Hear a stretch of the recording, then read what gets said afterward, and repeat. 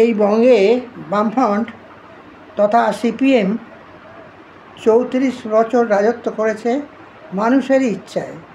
এর মধ্যে অবশ্য শেষ 10টা বছর এমনও অপশাসন করেছে যে আমরা যারা গত শতাব্দীর 60-এর দশক থেকে বামপন্থী রাজনীতিতে বিশ্বাসী ছিলাম, আমাদের একটা বড় অংশ পর্যন্ত চাইছিলাম পরিবর্তনের কাণ্ডারিও পেয়ে গিয়েছিলাম আমরা। কবি শঙ্খ ঘোষ থেকে আরম্ভ করে একদল কবি, সাহিত্যিক, সাংবাদিক, বিশিষ্ট মানুষজন হেঁটেছিলেন বামফ্রন্ট সরকারের সমালোচনায়, পরিবর্তনের পক্ষে। সত্যি এই শতাব্দীর প্রথম দশকে বামফ্রন্টের সমালোচকেরা বামফ্রন্ট বিদায়ের সময় তথাকথিত বামপন্থী নেতাদের কাছে শুনেছিলেন অনেক অকথা কুকথা। 1972 থেকে 1979 আমি পূর্ব মেদিনীপুরে ছিলাম, হলদিয়া অঞ্চলে, চৈতন্যপুরে অধ্যাপক পদে। ওয়েবকুটার সদস্য ছিলাম। প্রাণ হাতে নিয়ে নকশাল অধ্যুষিত ওই অঞ্চলে বামপন্থী ভাবধারায় প্রচার করতাম। অধ্যাপক সমিতির সিপিএমের গোষ্ঠীর হয়ে।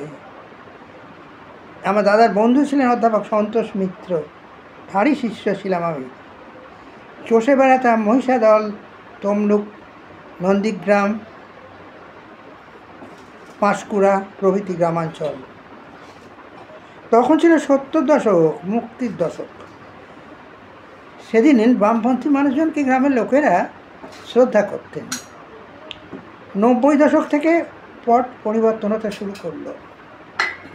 শাসকের পক্ষ থেকে পাত প্রদীপের আলোয় চলে এসেছিলেন লক্ষণ শেঠ, অনিল বসু, রূপচাঁদ পাল, বিনয় কোনার, মাজিদ মাস্টার এবং আরও অনেক সিপিএমের ধ্বজাধারীরা, যারা হেঁটেছিলেন সেই সময় বামফ্রন্ট সরকারের বিরুদ্ধে এবং প্রশাসনের বিরুদ্ধে।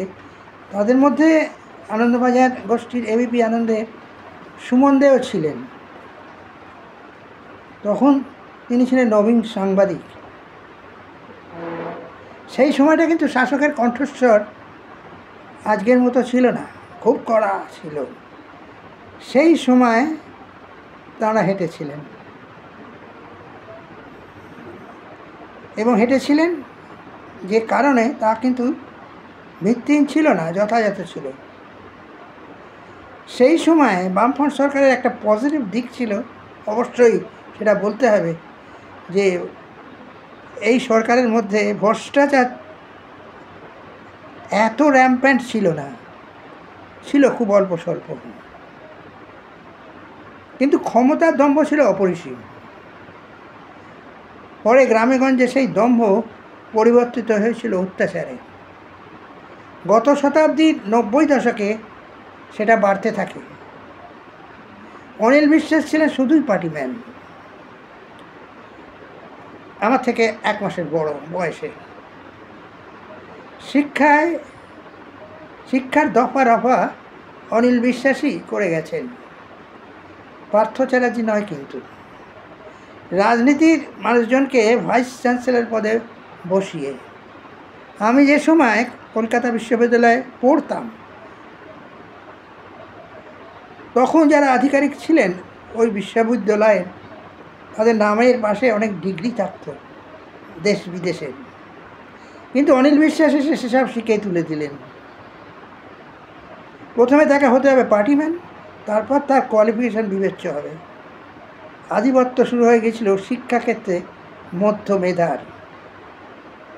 এখনও অবশ্য মধ্য মেধা নয়, এখন হচ্ছে চোরটা চিটিংবাজের আধিপত্য, সুবীরেশ ভট্টাচার্যদের রাজত্ব। ভাবতে লজ্জা করে যে কলেজে আমি পড়িয়েছি, সেই কলেজের অধ্যক্ষ হয়ে এসেছিলেন এই মানুষটি ডায়মন্ড হারবার কলেজ থেকে, বামপন্থী পতাকা হাতে। পরে অবশ্য সেটা পকেটে পুরে রেখেছিলেন। ধরে ফেলেছিলেন গোপাল ভাঁড়ের চুরিয়া, ধামা দিয়ে ঢাকা। দিদিমণির বজ্র মুষ্টি অনুব্রতদের দৌলতে দিনের পর দিন অনেক শিথিল হয়ে গেছে। তাই বামপন্থী পণ্ডিত মানুষজনেরা পরিবর্তিত পরিস্থিতিতে সুললিত ভাষায় সুন্দর সুন্দর প্রতিবেদন লিখছেন সাহস করে। খুব ভালো লাগছে আমার পড়তে। কিছুদিন তো এদের খুঁজেই পাওয়া যায়নি। বামপন্থী ভাবধারার কে সজীব রেখেছেন কালো কোটের মানুষজন এবং আদালত অবশ্যই ন্যায়সঙ্গতভাবে।